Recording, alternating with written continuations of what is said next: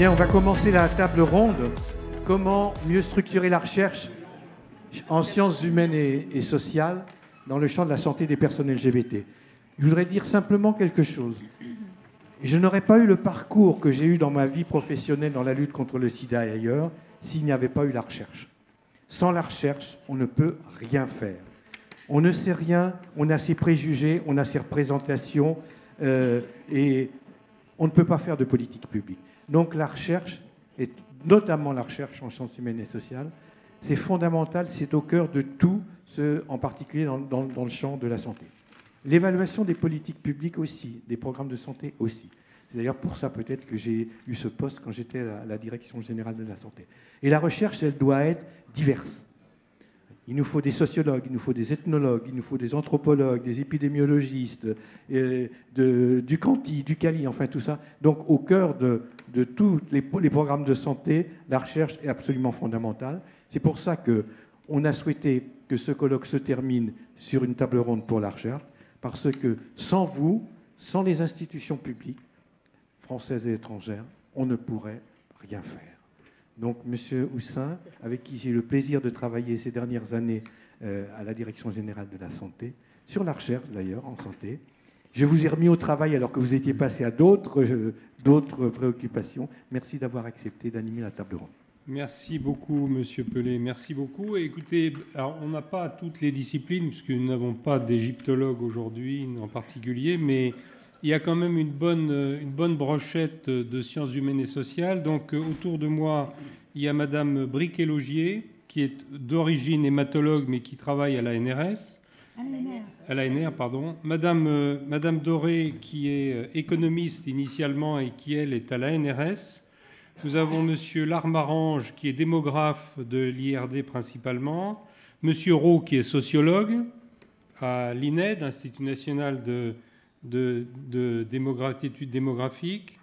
Monsieur Desenclos, qui est santé publique, épidémiologiste, à Santé publique France. Et puis Madame Eched, qui est sociologue à l'EHESS.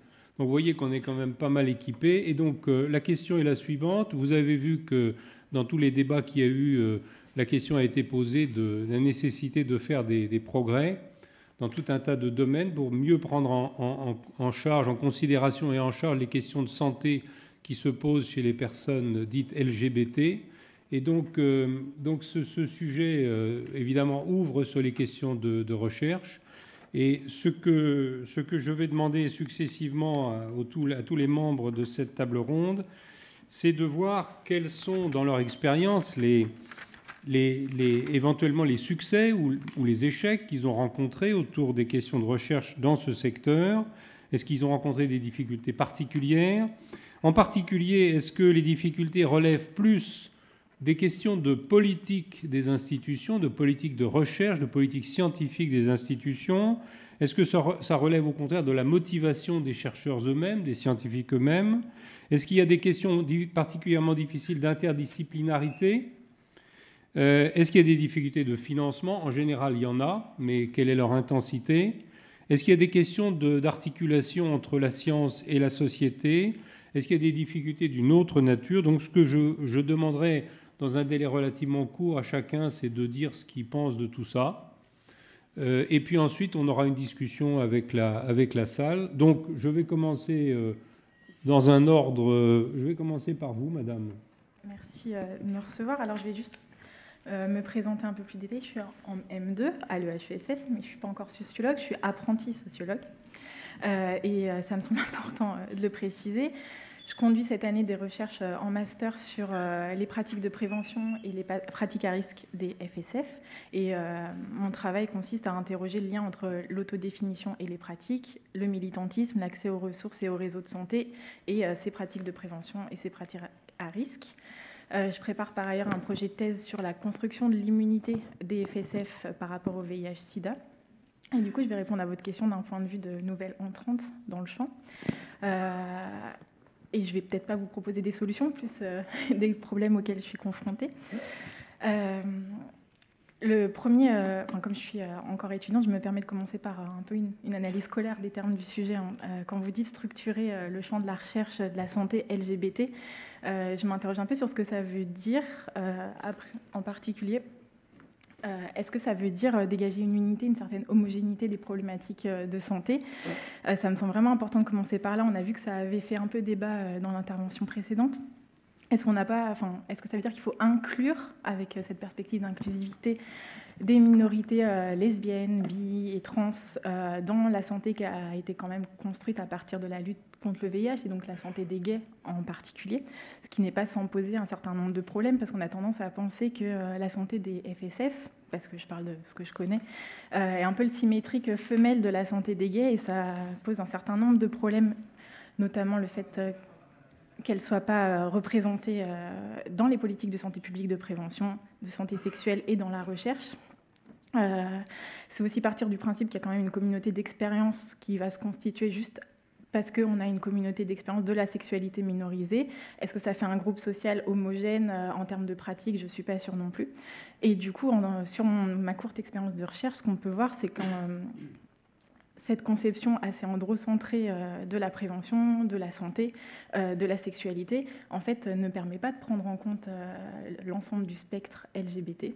Et c'est sur ça que je travaille, en fait. Du coup, pour préposer quelques pistes, le développement du champ de la santé LGBT, pour moi, ça reste indissociable en fait du développement et du financement des études de genre, ce qui pose clairement un problème dans ce contexte actuel de suppression des financements dédiés à ce champ-là, comme c'est le cas par exemple récemment en Île-de-France.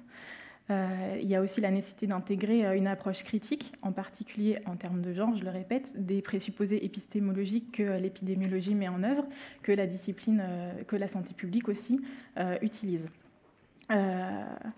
Par exemple, dans mes recherches, je pense que sans l'analyse féministe de l'hétérosexualité, sans la grille de lecture en termes d'études de genre, je ne pourrais pas penser la sexualité des FSF et la constitution en tant que groupe de ces populations. Voilà. Ensuite, sur rapidement quelques autres points, parce que je sais qu'on est pressé. Cette histoire de la santé sexuelle, de la prévention qui est indissociable de la lutte contre le VIH a aussi deux corollaires. J'ai parlé de la construction androcentrée des politiques de prévention, de l'approche des travaux de recherche, mais il y a aussi un paradigme que j'aimerais appeler épidémiologique sur ces sujets-là, qui quand même se base sur une production de la science à partir de régularités statistiques, et qui du coup pose la question de comment on construit ces données-là. Quelles catégories on a à disposition pour penser la recherche quand on travaille à partir d'un prisme qui s'est construit sur les questions du VIH. On avait un intervenant, David Brennan, qui a rappelé que les lesbiennes diagnostiquées au VIH dans les années 80 étaient très nombreuses et pourtant elles sont complètement invisibles de cette histoire-là. Il y a d'autres intervenantes qui ont rappelé que les femmes trans sont comptabilisées comme des HSH. On peut rappeler aussi que les lesbiennes et les femmes bi sont catégorisées comme des femmes hétérosexuelles, peu importe leur pratique. Et du coup, on n'a pas de données. Et si on n'a pas de données, comment on fait de la science là-dessus? Voilà. Et ça pose aussi, cette absence de données, un problème du développement de ces axes de recherche, parce qu'on manque clairement de légitimité quand on n'a pas de chiffres sur lesquels s'appuyer quand on construit un projet de thèse, par exemple. Et je dois passer plus de temps à convaincre de la légitimité de mon sujet que des implications concrètes de ces problématiques-là. J'ai du mal à trouver des spécialistes pour m'encadrer aussi, qui soient spécifiquement spécialistes de ces questions-là. Alors évidemment, j'ai un directeur, et j'en profite pour le remercier pour son accompagnement, mais quand même, le fait de ne pas avoir de directrice qualifiée sur ces sujets facilement accessibles, c'est aussi un problème pour la structuration du champ. De la même manière, de manière très prosaïque, sur les conditions concrètes de production de la recherche, on n'a pas de réseau de jeunes chercheurs pour mutualiser nos travaux, nous soutenir, pour faciliter l'entrée et se professionnaliser. Donc on a le choix entre des jeunes chercheurs en études de genre, des jeunes chercheurs du réseau santé et société, mais faire le lien entre ces deux problématiques-là, ça reste un travail à mener. On a aussi, évidemment, mais ça, c'est quelque chose que tous les champs marginalisés ou minorisés connaissent. On a une bibliographie essentiellement en anglais, donc des travaux qui sont développés dans des contextes différents, qu'il s'agit d'utiliser. On va questionner le fait qu'on puisse s'approprier ces données-là, etc. Et du coup, ça pose aussi un problème de diffusion de la recherche, parce qu'il faut savoir lire l'anglais pour y avoir accès. Et enfin, j'aimerais terminer rapidement sur la nécessité de questionner quelque part la bipartition qu'on connaît quand on travaille sur ces sujets-là, entre d'un côté les savoirs communautaires et les savoirs académiques. On a vu dans le programme de ce colloque, à chaque fois on avait un intervenant communautaire qui était soutenu et secondé par son alter ego du champ académique. Ça me semble une bipartition un peu problématique, parce que sans les savoirs militants, sans le soutien, la mobilisation des militantes de mon organisation, j'aurais jamais pu construire mon sujet, j'aurais jamais pu rassembler ces données-là. Sans mon expérience de terrain, j'aurais jamais pu penser les problèmes que j'essaye de traiter dans ma recherche. Et du coup, j'ai envie d'inverser votre introduction en disant que c'est sans les militants on n'aurait pas pu faire de recherche, plus que l'inverse, il me semble. Et du coup, ça pose aussi la question de la légitimité de la position du chercheur. Ce n'est pas seulement une question d'éthique, il ne s'agit pas de dire qu'il ne faut pas parler à la place d'eux, même si ça reste une question fondamentale. Avoir des liens entre les milieux militants et les milieux académiques, c'est aussi une question de solidité des résultats scientifiques. C'est-à-dire que l'accès au terrain, en sciences humaines et sociales, est conditionné par ce lien avec les milieux militants. C'est aussi être confronté à des militants qui nous questionnent sur notre position de chercheuse, qui mettent en regard notre travail de militante et notre travail de recherche, qui nous permet aussi de construire notre réflexivité et de donner de la solidité à nos données. Donc je voudrais vraiment terminer là-dessus, que si on veut structurer le champ de la santé LGBT dans le milieu universitaire, il faut vraiment penser les liens avec les milieux communautaires et reconnaître leur légitimité, pas seulement comme apporteurs de données, comme objet d'étude, mais aussi comme production de pensée, en fait. Sans la pensée militante qui existe depuis les années 70, on ne serait pas là. Voilà, je voulais finir là-dessus. Merci. Merci beaucoup. Bon, à mon avis, vous n'êtes quand même pas très loin d'être sociologue. Hein, Jean-Claude Desenclos. Bonsoir. Donc je suis médecin épidémiologiste, directeur scientifique à Santé publique France. Donc je n'ai pas le statut de chercheur, je ne suis pas dans une structure de recherche au sens et académique.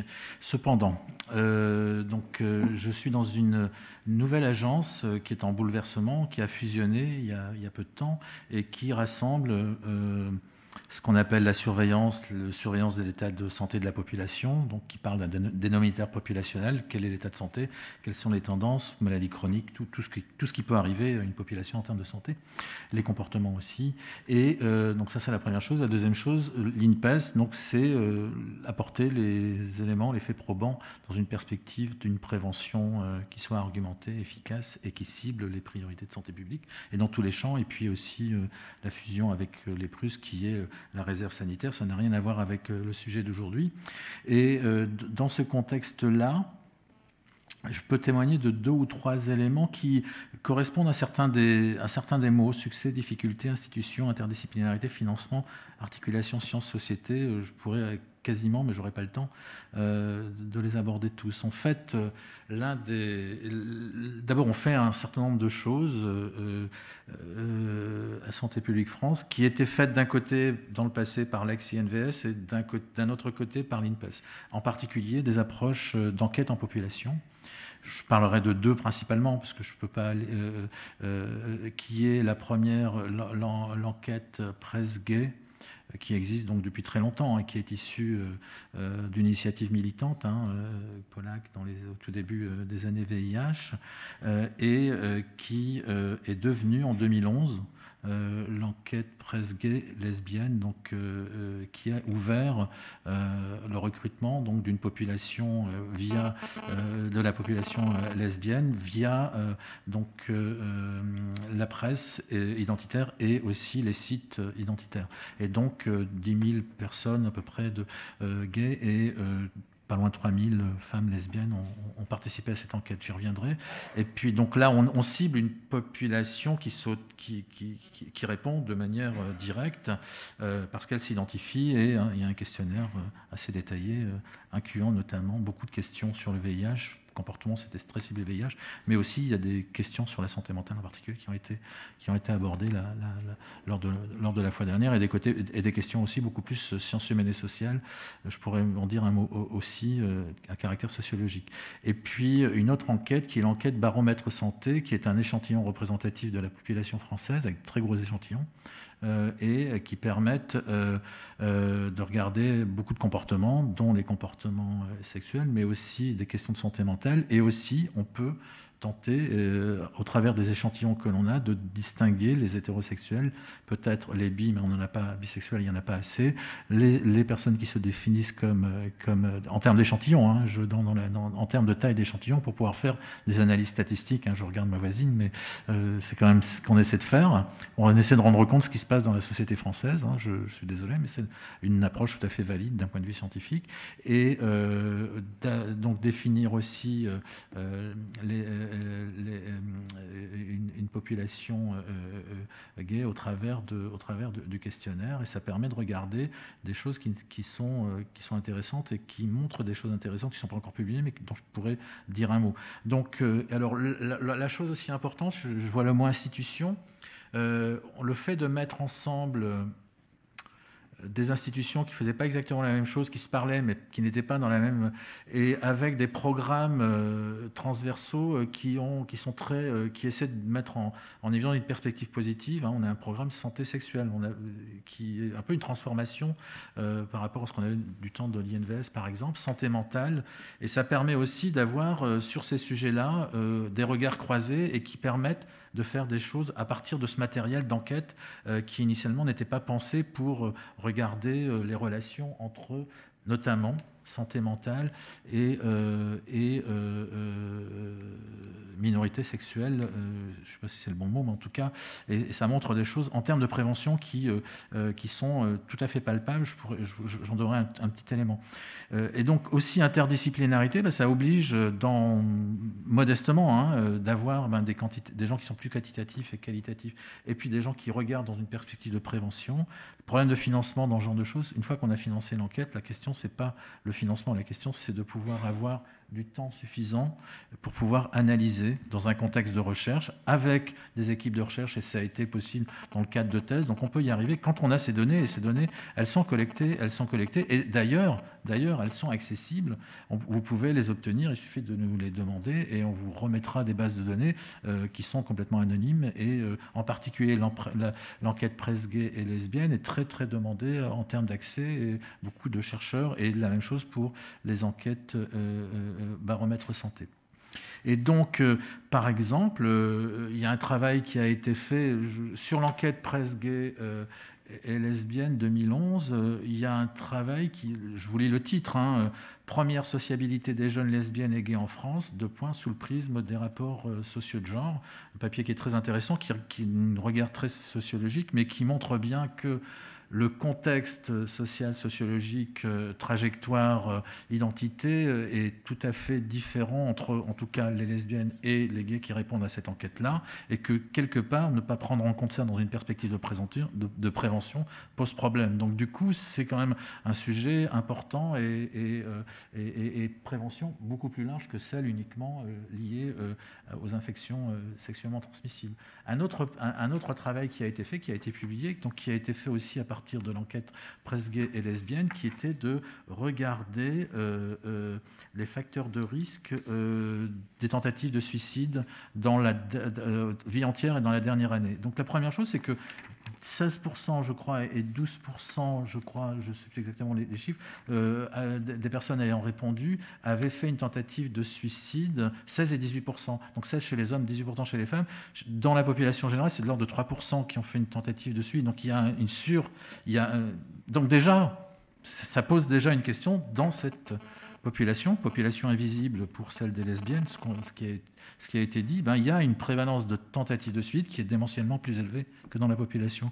Donc déjà, ça, c'est déjà une donnée qui dit que c'est un sujet prioritaire pour lui-même, indépendamment de sa relation avec les comportements à risque, puisque jusqu'à maintenant, dans l'expérience passée, on regardait beaucoup la santé mentale dans une perspective de prise de risque. Et alors évidemment, c'est un sujet mais en tant que tel, c'est un sujet à prendre en compte. Et parmi les facteurs de risque qui ont pu être mis en cause, on retrouve le fait d'avoir consommé de l'alcool, d'avoir été victime de rapports sexuels forcés au cours de la vie, d'avoir rompu une relation stable dans l'année, d'avoir déclaré une dépression. Par ailleurs, le fait de vivre dans une petite agglomération, d'avoir subi des agressions physiques et ou verbales en raison de son orientation sexuelle et d'avoir consommé des anxiolytiques dans l'année accroissait la probabilité de déclarer une tentative de suicide. Donc on voit bien que la discrimination, la stigmatisation est un facteur de risque de dégradation, de risque de suicide. Et donc, en termes de prévention, c'est quand même un axe important. Je parle de manière assez simple, dans une perspective d'amélioration de la santé mentale. Et la dernière chose, qui est un travail qui est en cours, qui a essayé de regarder au travers de l'enquête baromètre santé, quelle était chez les hommes uniquement, puisque les effectifs en tout cas les lesbiennes étaient trop petits d'un point de vue statistique. Est-ce qu'il y avait une relation entre l'état de santé mentale, avec plusieurs échelles qui ont été utilisées dans l'enquête, et le fait de se déclarer hétéro et gays. Alors, avec une différence chez les gays, ceux qui ont été gays au moins une fois dans la vie, ont eu des rapports sexuels avec les hommes au moins une fois dans la vie, et ceux qui étaient des rapports sexuels avec des hommes lors des 12 derniers mois. Et le résultat de cette enquête montre que la mesure, en tout cas, de l'état de santé mentale est moins bon chez les hommes rapportant des rapports sexuels avec des hommes, et quand l'état de santé mentale est dégradé, il est très dégradé. Et aussi, il y a plus de conduite addictive et de conduite d'alcool et de consommation élevée de tabac et de cannabis. Donc on voit bien qu'au travers de données déjà existées, collectées, on peut déjà parler de ces problèmes au niveau de la population, des approches ciblées ou des approches en population générale. Et je pense qu'il y a un travail important à faire et d'en parler non pas uniquement au travers de la question du VIH, mais de questions nouvelles et en particulier de santé publique. Je pense que ces données-là elles sont pas surprenantes. Des données similaires ont été publiées à l'étranger, sauf que ce sont les premières qu'on identifie en France. Et pour une agence comme la mienne qui doit argumenter des orientations de prévention, on a des choses, c'est pas Santé publique France qui va faire la prévention, mais on a des interventions ou des pistes à proposer sur la base de ces données. Donc voilà. Et par ailleurs, certains de ces travaux ont été faits en lien avec des équipes de recherche dans le cadre de thèses, et les bases de données sont ouvertes et peuvent aussi argumenter des questions spécifiques. Et enfin, je crois qu'il faut aussi réfléchir et travailler ensemble, et avec aussi les communautés impliquées, sur c'est quoi la bonne définition de population sur lesquelles on pourrait... qu'est-ce qu'il faudrait avoir comme définition de population dans nos enquêtes de population suffisamment grandes pour pouvoir essayer de décrire les éléments, en tout cas prioritaires en termes de santé. Merci beaucoup finalement de ces résultats d'activités de recherche dans ce domaine. Je vais passer la parole maintenant à Madame Briquet-Logier. Donc l'Agence nationale de la recherche finance des projets, les suit, les sélectionne, les suit. Donc la question du financement a été posée, donc évidemment, vous avez la parole.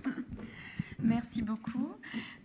Donc effectivement, je représente l'Agence nationale de la recherche, ce qui veut dire que je ne fais pas de recherche. C'est une structure administrative qui finance donc les projets, qui aussi s'interroge sur quelle forme de programme et quelle différentes disciplines, quels domaines pourraient être mieux financés, et donc est aussi programmatrice dans ce sens-là.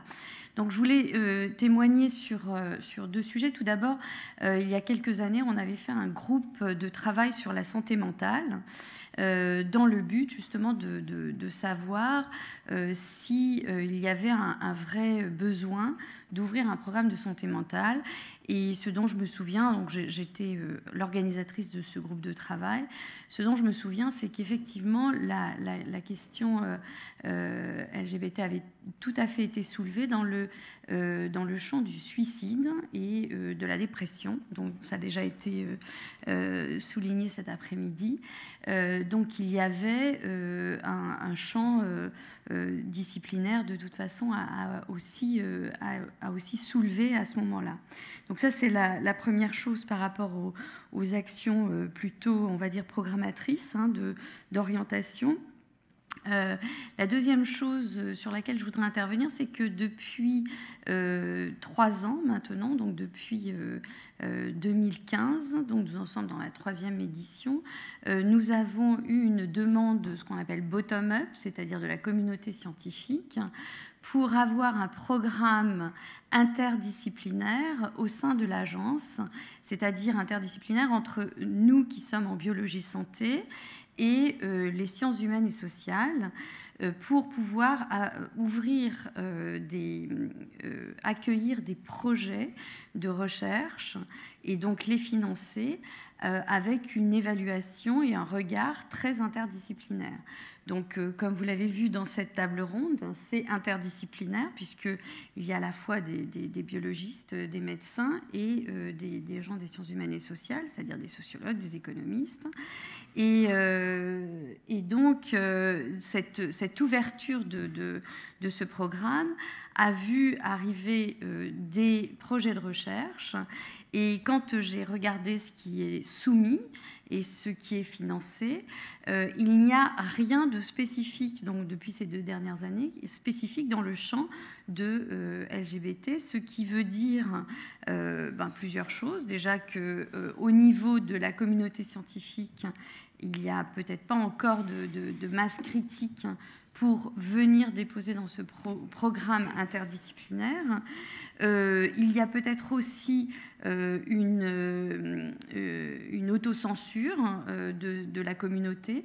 Et ce qui est sûr, c'est que si on voit apparaître ces sujets LGBT dans certains projets de recherche, on n'a pas un projet de recherche complètement dédié.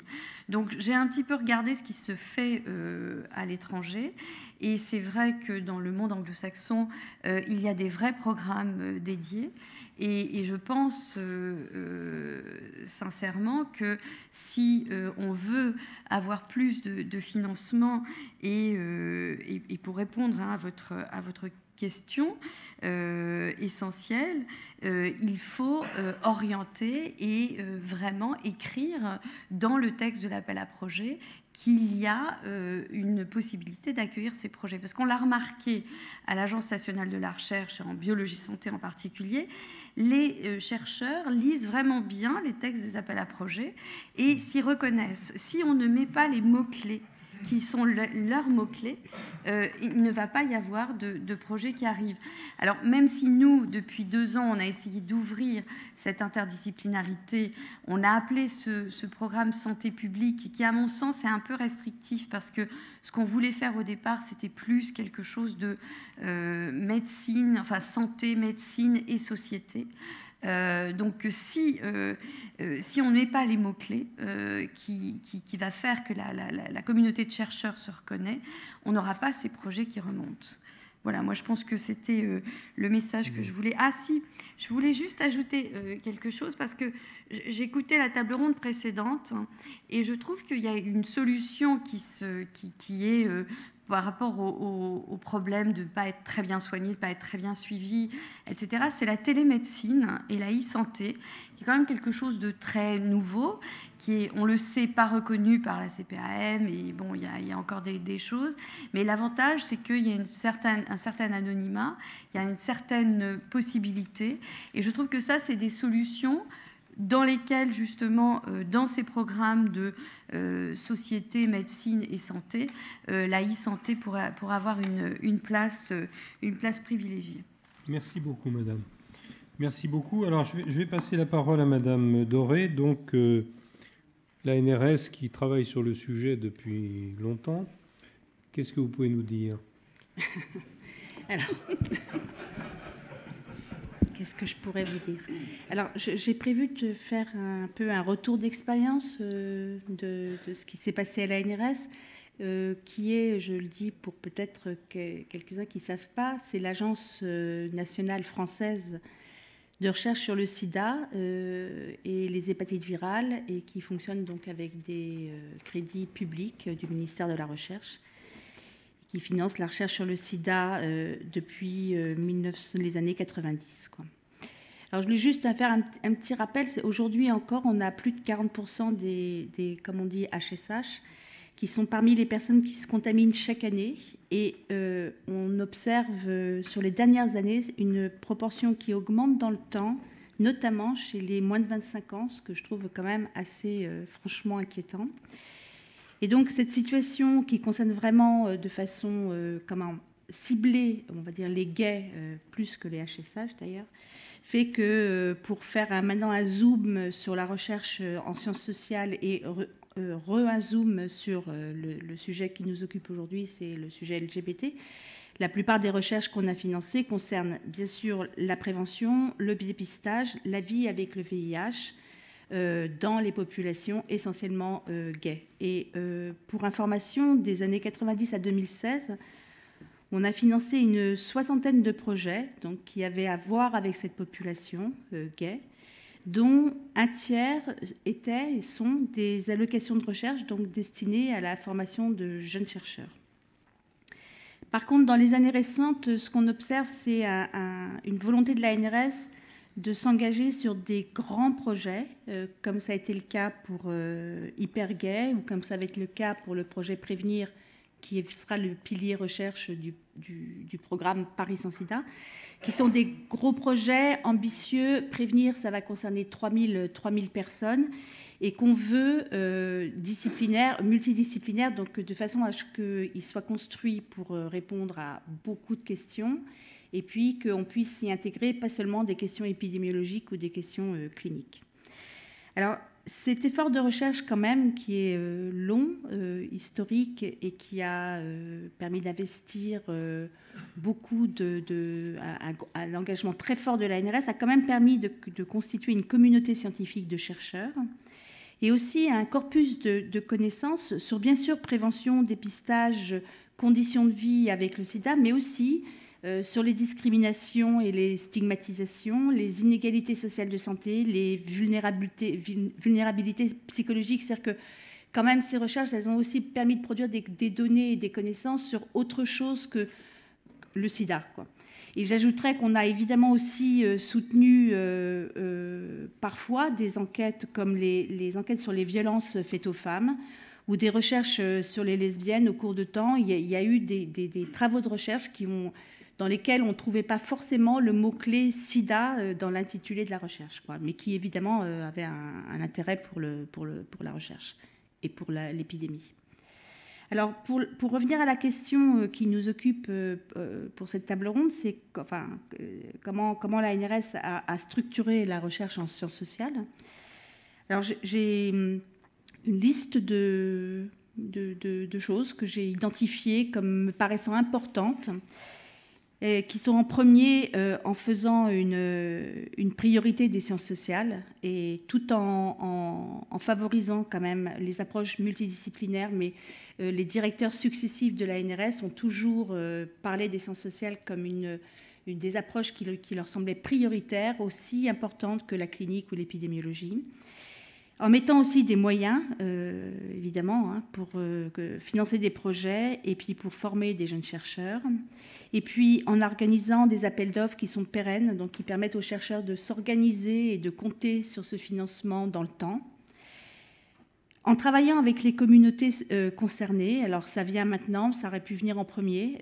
Alors avec le TRT5, qui est un groupement interassociatif d'associations de lutte contre le sida, qui est une alliance avec l'ANRS depuis la création de l'ANRS, et plus récemment aussi avec des comités associatifs plutôt LGBT, comme on en a constitué pour Hypergay et qu'on va sans doute constituer aussi pour le projet Prévenir. Et donc ça, c'est vraiment, à mon avis, aussi important que, on va dire, que d'avoir des moyens ou qu'une volonté politique. C'est vraiment d'arriver à travailler avec les associations et pas travailler sur, quoi. C'est vraiment travailler avec. Et d'ailleurs, l'ANRS est allée plus loin puisqu'elle a encouragé et financé la recherche communautaire, donc avec des projets qui émanent de la communauté et en associant des chercheurs.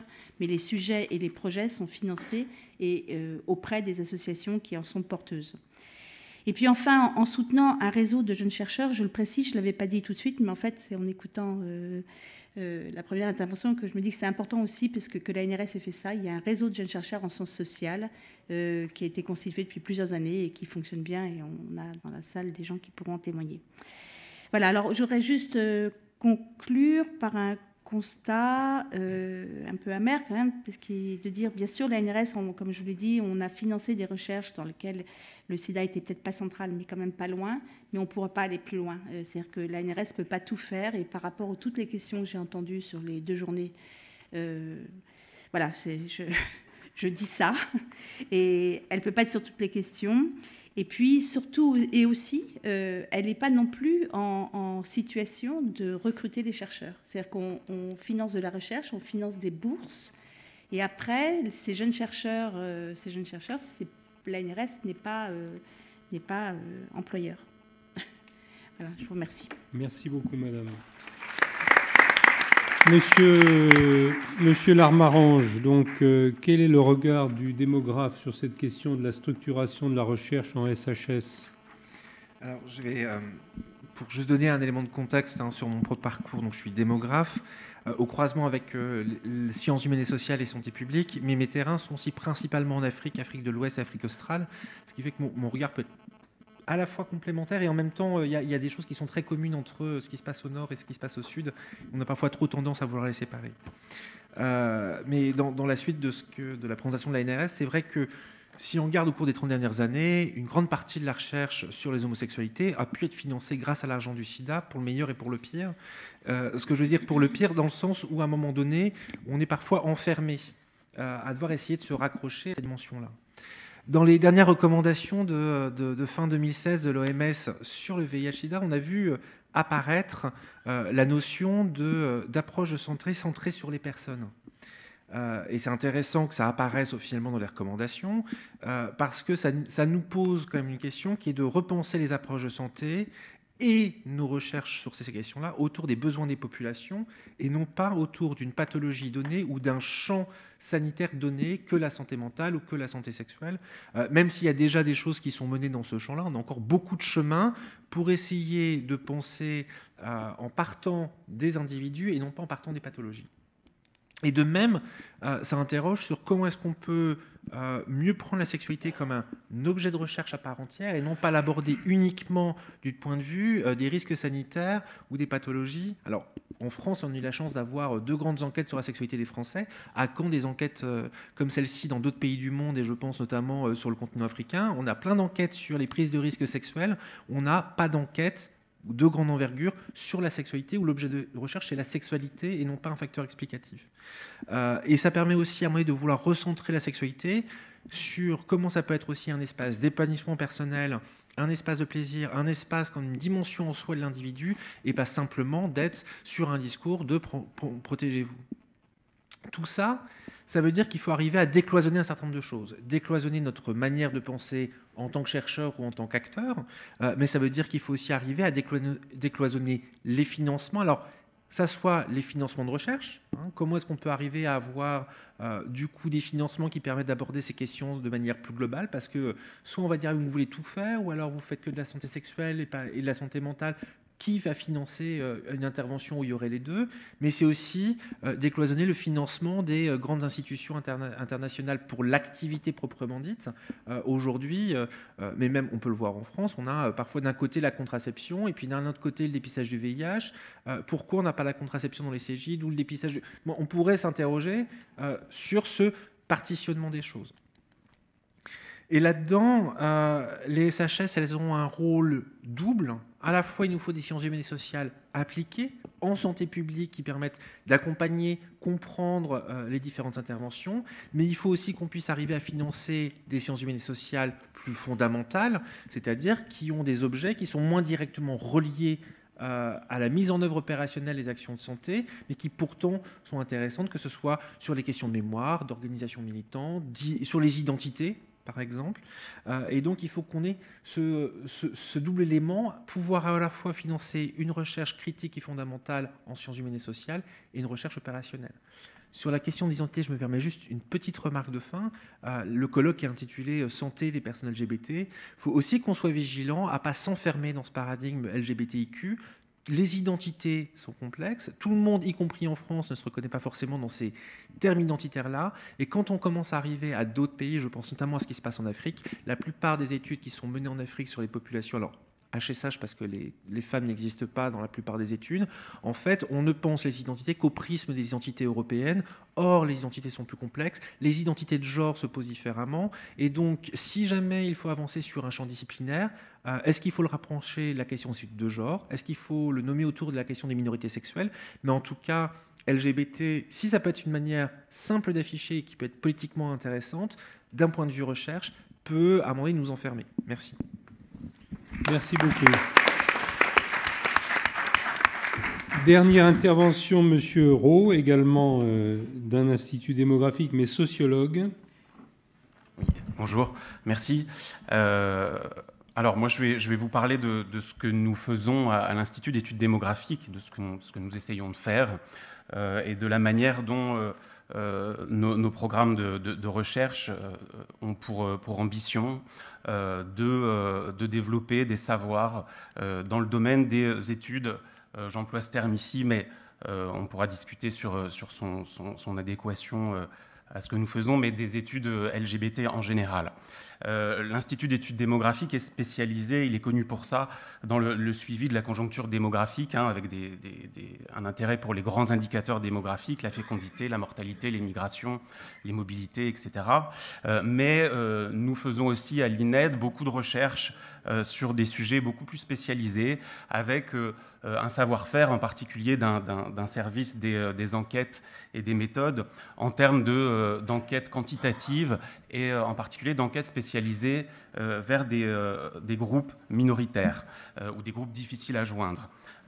Donc c'est un endroit dans lequel on peut tout à fait développer des recherches sur nos sujets. C'est ce que nous essayons de faire. Alors, comme il a été dit précédemment, les recherches concernant la santé LGBT doit beaucoup à des associations de l'INED avec d'autres institutions. En particulier, l'exemple a été cité autour de l'enquête contexte de la sexualité en France en 2005.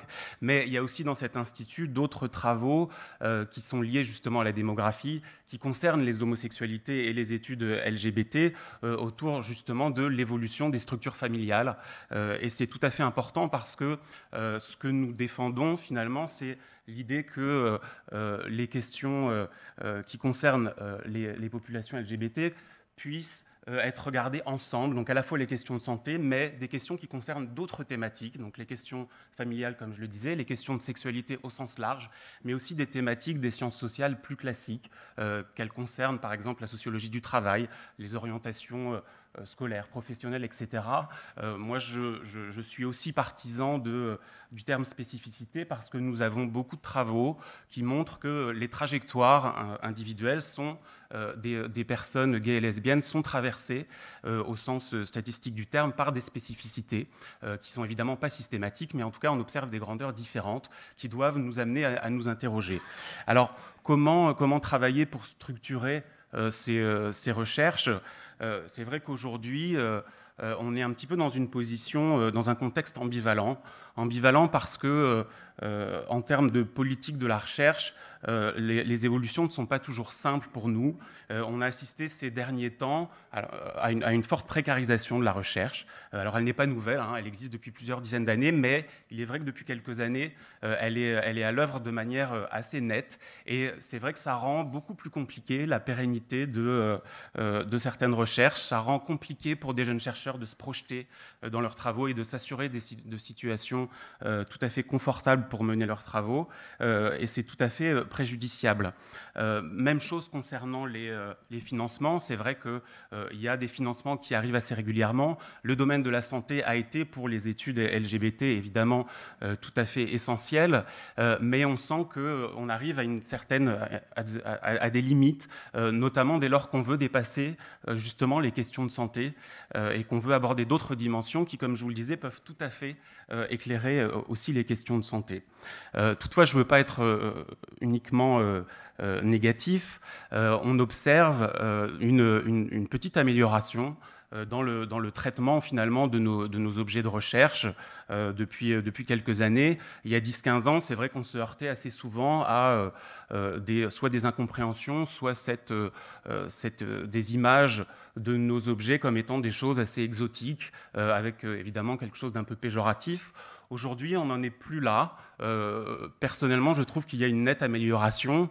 En même temps, il y a toujours des éléments de résistance très forts qui, évidemment, prennent la forme de commentaires beaucoup moins explicites qu'auparavant, mais qui sont plus sur le mode de « ah, bah, ça concerne des populations pas très nombreuses » ou des choses comme ça. Donc je pense qu'il faut qu'on se batte pour poursuivre nos recherches et des éléments qui peuvent nous aider à structurer justement ces travaux, des leviers qui peuvent nous servir, sont peut-être d'abord scientifiques.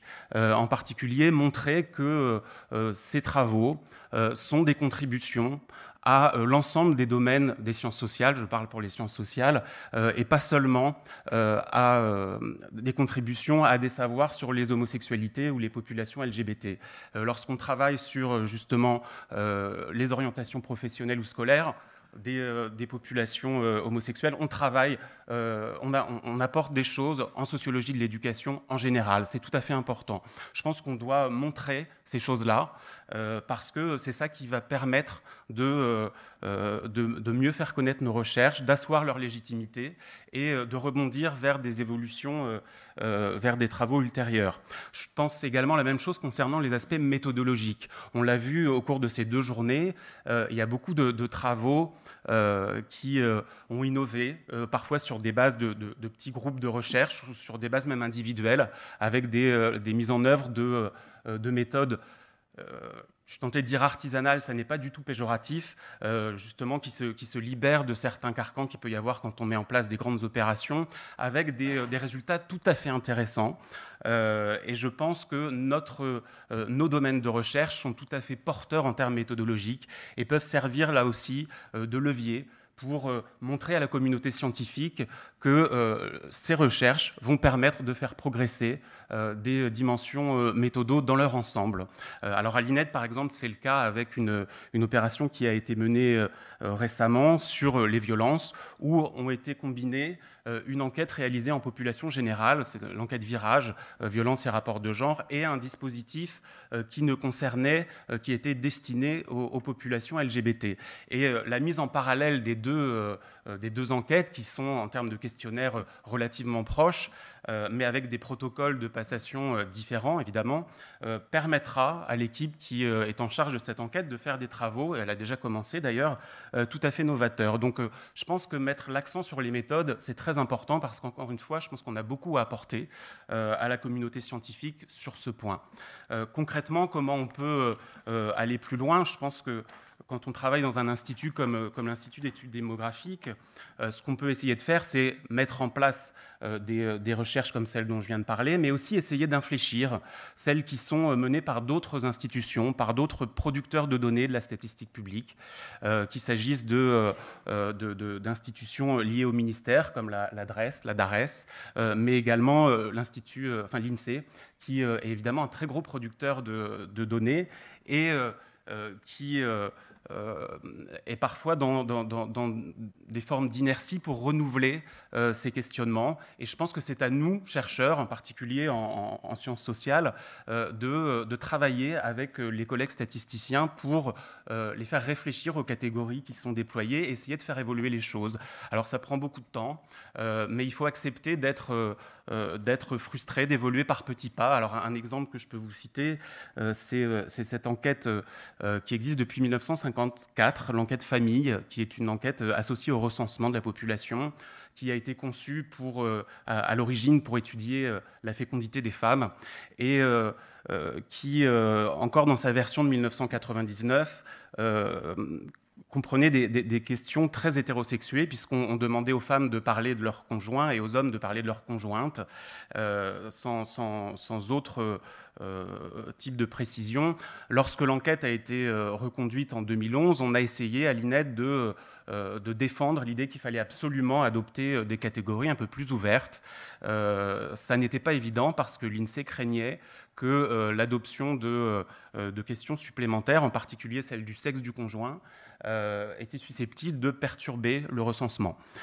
Donc évidemment, on a fortement insisté pour une évolution de ce questionnement qui semble un peu dérisoire parce que ce n'est pas grand-chose et c'est quelque chose qui est fait dans beaucoup de pays. On a insisté, on a fait des tests et nous nous sommes rendus compte que, certes, il y avait des répondants qui étaient un petit peu réticents sur ce type de questions, mais qu'à côté de cela, évidemment, il y avait une partie de la population qui était tout à fait satisfaite de voir apparaître ces nouvelles catégories. Alors en définitive, on a une enquête où on peut cerner, on peut faire des recherches sur des populations de personnes en couple de même sexe, ce qui est assez limité par rapport au spectre LGBT, qui est très limité, vous allez me dire. Ceci dit, on a également avancé en faisant la promotion d'une définition plus extensive de la conjugalité, en incluant les relations non cohabitantes et avec une terminologie un petit peu plus ouverte. Il faut continuer ce type de travail et essayer d'aller au-delà en continuant à faire modifier les catégories de sexualité. Et aussi, c'est un autre chantier, peut-être mais qui doit être mené en parallèle, puisque, comme vous l'avez très bien souligné, le genre est tout à fait important dans nos recherches, faire évoluer également les catégories de sexe. Donc voilà, ce sont des angles de recherche qui peuvent nous permettre de structurer l'avenir, de nous rassembler aussi autour de certains travaux. Je pense que c'est très important que les personnes qui travaillent sur ces questions se parlent, se présentent leurs travaux et qu'on puisse, en définitive, répondre justement à des financements collectivement en étant beaucoup plus forts. Juste un dernier petit mot pour finir. Je pense aussi qu'il y a une dimension qu'on a assez peu abordée en fait, au cours de ces 2 jours, qui est tout à fait importante, en particulier pour structurer la recherche et pour renforcer la légitimité de ces champs de recherche, c'est l'enseignement, et en particulier l'enseignement supérieur. Je pense qu'en tant que chercheur, on est très souvent amené à intervenir dans des établissements d'enseignement supérieur, voire même on travaille dans des établissements d'enseignement supérieur, dans des universités. Je pense que de faire état de ces travaux, de tous les enjeux qui y sont liés, c'est tout à fait important. Ça contribue finalement à faire de ces recherches des évidences. Et je pense que c'est par là que finalement on pourra progresser considérablement sur tous ces travaux. Merci. Merci beaucoup.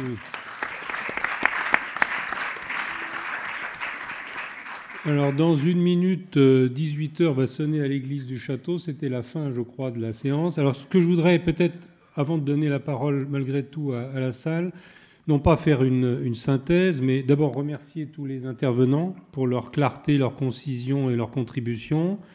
Dire un tout petit mot de ce que j'ai retenu de ces présentations. Bon, le champ des recherches en sciences humaines et sociales est extrêmement important, puisque ça représente en gros à peu près 1/3 de la capacité de recherche dans notre pays et dans les autres pays également. C'est une recherche qui, en général, est assez difficile à très fortement structurer, pour la raison bien simple qu'il n'y a pas de grandes machines fédératrices, il n'y a pas de très grands projets mondiaux, même s'il commence à en apparaître quelques-uns. Et c'est vrai que la posture est volontiers une posture critique, en partie dans certaines disciplines, qui effectivement peut rendre difficile dans certains cas l'interdisciplinarité et l'association entre les champs scientifiques. Alors malgré tout, en dépit de ces difficultés, je crois qu'il y a des possibilités de structuration. Et certains des points qui ont été évoqués aujourd'hui sont extrêmement importants. Le premier, c'est qu'il est très important, comme vous l'avez dit, de se structurer autour des questions de méthode. Et plusieurs intervenants ont souligné aujourd'hui la difficulté liée à la faiblesse des populations, à l'absence de données, à la question des masses critiques. Et il est sûr que réfléchir à cette question de la méthode est certainement un point très important pour structurer. La deuxième chose, c'est réfléchir autour des problématiques. Évidemment, la problématique santé est une problématique qui peut permettre de structurer, mais comme ça a été dit également par certains intervenants, des problématiques qui ne sont pas purement sanitaires, que ce soit des problématiques famille, des problématiques travail. Il y a là sans doute aussi des moyens de contribuer à la structuration de la recherche dans ce domaine. Et là, je crois que le secteur a un atout considérable, c'est la force de percussion du monde associatif et du secteur militant. Je pense qu'il n'y a pas beaucoup de domaines en matière de recherche où il y a des associations qui ont une telle capacité, un tel savoir-faire, pour peu que ces associations déplacent un tout petit peu leur optique, non pas du champ purement sanitaire, mais le champ de la recherche dans le domaine santé sociale, je pense qu'il y a des capacités qui apparaîtront. Plusieurs d'entre vous l'ont dit. Ça permettrait en particulier... Alors, sur la question des thématiques, je crois que la question de la stigmatisation de la violence est un thème certainement extrêmement important. Et il est probable qu'on le retrouve aussi derrière les questions de programmation, les questions de financement. Et donc, on peut imaginer que si l'accent est mis là-dessus, il y aura peut-être des progrès qui pourront se faire. Voilà, j'ai assez parlé et je voudrais donner la parole à la salle, peut-être pour 5 minutes, Monsieur Pelé, si vous nous accordez encore 5 minutes. Hein ? Alors, allez-y. Si vous avez envie de vous exprimer, voilà, monsieur. Oui, bonjour. François Berdougo, je suis militant chez Médecins du Monde. Merci de vos interventions. Parce que c'est très riche, à la fois ça donne un panorama effectivement complexe dans lequel on a du mal à naviguer et à se projeter. Néanmoins, bon, d'abord, je dois avouer une petite frustration vis-à-vis de Santé publique France. Je suis désolé, monsieur Desenclos. J'aimerais entendre parler de promotion de la santé, en fait, et ça rejoint un peu ce que disait Joseph, c'est-à-dire qu'on sorte de l'entrée, si je puis me permettre, par facteur de risque, etc., et qu'on ait une vision transversale des enjeux de santé. Et donc, voilà, je reste un peu sur ma faim sur ce que vous avez présenté, mais c'est pas grave, hein, c'était très intéressant. Du coup, après, j'ai une ou deux remarques additionnelles. D'abord, c'est la place des communautés, vous l'avez dit, et du coup, comment on fait de l'animation scientifique, d'abord de façon transversale aux différents organismes qui ont leurs propres thématiques, leurs propres champs, leurs propres outils de financement. Et j'ajouterais par ailleurs qu'on a voulu cibler sur sciences humaines et sociales, mais que comme on est quand même dans le champ qui touche aux soins, on aurait quand même intérêt à avoir une dimension médicale dans ces travaux-là, malgré tout. Et donc ça n'a pas trop été abordé, mais je pense que c'est important. Voilà, du coup, comment finalement on pourrait imaginer, je sais pas, hein, je fais un rêve peut-être, une espèce de structure d'animation inter-organismes qui associerait des organisations communautaires et de la santé et de la question des droits humains, par exemple, et qui permettrait peut-être de nourrir progressivement, finalement, une programmation qui ensuite pourrait trouver une déclinaison dans les organismes. Je suis un peu fou, mais comme on est face à un objet qu'on a du mal à ranger en termes de thématiques, en termes de population, en termes d'entrée, etc., et qu'on est de fait typiquement sur des sujets qui croisent, comme vous l'avez dit, du sanitaire, du social, du juridique, etc., peut-être qu'on pourrait innover et expérimenter aussi à partir de nos expériences. Non, vous avez raison. Je crois que la question d'aborder le sujet sous l'angle de la science participative, pour les associations concernées, ça pourrait certainement être une manière d'essayer de construire quelque chose ou d'aider à construire quelque chose. Qui veut intervenir là-dessus? Oui, monsieur. Emmanuel Gimondi de CIS Animation. Pour rebondir sur ce que vient de dire François, dans le champ justement de la promotion de la santé, il y a quelque chose qui est en train de monter justement sur l'association sur les travaux qui pourraient être mis en place entre les associations et les équipes de recherche. La recherche interventionnelle, j'en ai pas beaucoup entendu parler. J'ai beaucoup entendu parler de recherche qui ressemble plus à de la recherche académique pour l'instant. Quelle place on pourrait donner à des travaux de recherche, à part peut-être les expérimentations type hypergay, mais la recherche interventionnelle en France, elle a quelle place? Quelle place on peut lui donner? Quelle place elle pourrait avoir potentiellement pour justement renforcer ces liens entre le terrain, les associations, les communautés et les équipes de recherche pour aller plus loin? Madame va vous répondre, puis monsieur. Puis voilà, mais on ne va pas pouvoir faire une très longue discussion. Madame. Je rejoins tout à fait cette intervention en tant que jeune chercheuse. Quand on cherche à construire des projets de recherche qui ne soient pas dans une lignée très positiviste d'objectivité du chercheur par rapport à ces données et qu'on cherche à faire de l'observation participante ou de la recherche-action, on n'est pas franchement légitime à s'imposer, que ce soit dans la course au financement ou même au poste après. Donc ça, c'est vrai que c'est un vrai problème, y compris pour nous quand on essaye de faire notre place dans le champ académique. Donc je vous rejoins là-dessus. Monsieur. Deux commentaires, puisque en fait, je suis censé être ici aujourd'hui sous la casquette de Avicen. Et si Avicen, en tout cas, a exprimé un intérêt pour la thématique, même s'il n'y a encore rien mis en place de manière particulière, donc je peux déjà au moins leur faire remonter cette demande d'avoir éventuellement un espace. Donc c'est l'Alliance de la vie et de la santé, d'animation transversale, interorganisme, interdisciplinaire, sciences biomédicales et sciences humaines et sociales, et avec en lien entre recherche et communautaire. L'autre question qui était sur la recherche interventionnelle en santé, alors il y a un groupe de travail qui aussi s'est monté avec notamment l'IRESP, l'ANRS et Avicen sur la recherche interventionnelle en santé, qui est un champ qui est plus développé dans les pays anglo-saxons, je pense le Canada en particulier, mais qui commence à se développer ici. Ce qui n'est pas aussi toujours simple, c'est que souvent les chercheurs de sciences humaines et sociales se sentent pas forcément légitimes dans ce champ-là, et c'est aussi à nous, chercheurs en sciences humaines et sociales, de prendre notre place et de proposer un certain nombre d'interventions. Alors Jean-Claude, et puis Madame, et puis une dernière intervention. Jean-Claude, Madame. Je n'ai pas parlé de promotion de la santé, j'aurais pu parler beaucoup plus longtemps et en parler très longuement. J'ai pris un angle qui est celui-là, désolé. Voilà, première chose. Deuxième chose, il y a pas mal de travaux qui sont initiés à Santé publique France sur les interventions, non pas pour... en termes de recherche d'amont, mais pour tenter de déployer des interventions dont on sait qu'elles sont efficaces ailleurs, dans un contexte de mise en œuvre en France. Et il y en a notamment dans le champ notamment du dépistage qui sont en train de se mettre en place, et dans d'autres champs qui ne sont pas spécifiques notamment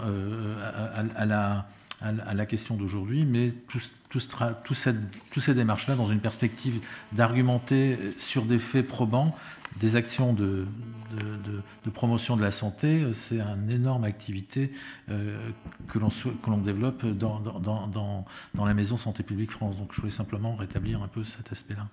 Madame. Oui, sur recherche interventionnelle, je voulais préciser que, j'en ai pas parlé, mais l'ANRS a une expérience d'une quinzaine de recherches interventionnelles, parce qu'en fait, initier ça comme une priorité, ça date des années, on va dire, 2005. Et on a financé une quinzaine de projets, dont Hypergay, mais beaucoup de projets sur réduction des risques chez les usagers de drogue et beaucoup de projets aussi chez les gays. Donc, 6 des projets. Et alors, ça continue d'être une priorité affichée de l'ANRS. Donc, les projets sont les bienvenus si on parle de VIH et hépatite. Merci. Dernière intervention, monsieur. Oui, justement, Vincent Victoria de Bicose. Je voulais juste rebondir sur l'intervention de M. Rowe. Moi, j'ai rempli l'enquête population LGBT violence. Et je me suis fait violence. Parce que la première chose qu'il fallait marquer, c'est vous êtes de quel genre, masculin ou féminin? Et j'ai mis masculin faute de mieux. Et à la fin, au bout de la 12e page, j'ai mis un grand commentaire sur le thème « faut faire évoluer ça ». Moi, je souhaite que du point de vue de la prise en compte des personnes, y compris de leur santé, il y ait une évolution au niveau de la qualification du genre qui soit beaucoup plus ouverte qu'elle ne l'est actuellement. Allez, monsieur Rowe, peut-être oui. Pour une dernière intervention. Oui. Je suis tout à fait d'accord avec vous, et justement ça me permet de reparler du sujet précédent. Il me semble qu'effectivement mettre en place des formes de collaboration autour de la conception d'une enquête avec des associations, avec des acteurs de la recherche associative, ce serait tout à fait important. Soit à travers justement des équipes de conception ou des conseils scientifiques, des suivis. Voilà, je suis tout à fait d'accord avec vous.